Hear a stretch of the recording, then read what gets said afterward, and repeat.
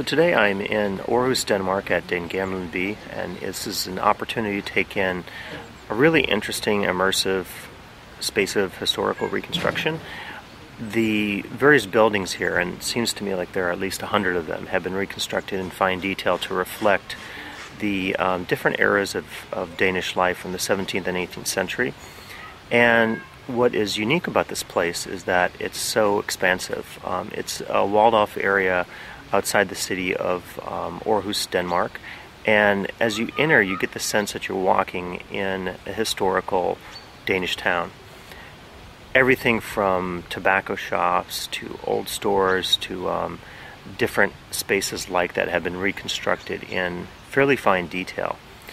And as I'm walking through today, actually, it's pretty sparsely populated as far as guests, and so one of the kind of strange things about it was that there wasn't a lot of interaction going on. I had a chance to go into an interesting museum space that was going over the details of the craftsmanship that went into a lot of these buildings that you see today. So there was a space where I had a chance to see how things were made in the past in terms of some of the roof and tile work, as far as some of the masonry work, as far as some of the wood construction and so forth. And they had a lot of interactive elements where you could actually touch video screens and get a sense of what it must have been like to be a craftsperson at this time. Also in that same space they had an interesting holographic display. So you didn't have live actors in this case, which is something that we talk about in the book, is the advantages of using live actors. In these cases you have sort of these holographic projection walls, and I think they do a good job of filling the space and telling you a bit of a story with three characters in this particular space that I saw.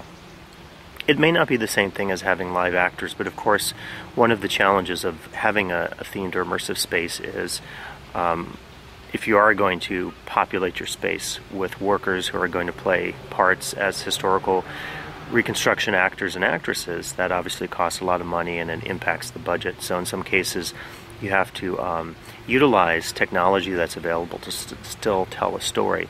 As the chapter on technology talks about, it's really important to think of the many creative ways that you can use technology to tell stories without having to sacrifice anything in terms of the stories. So I think even though you see in this case that I mentioned a holographic projection, you still get, I think, a real sense of the history and a bit of telling the story. So I hope to feature a few more of these video features here at Gamle, and I hope you get a chance to visit if you're here in Aarhus, Denmark.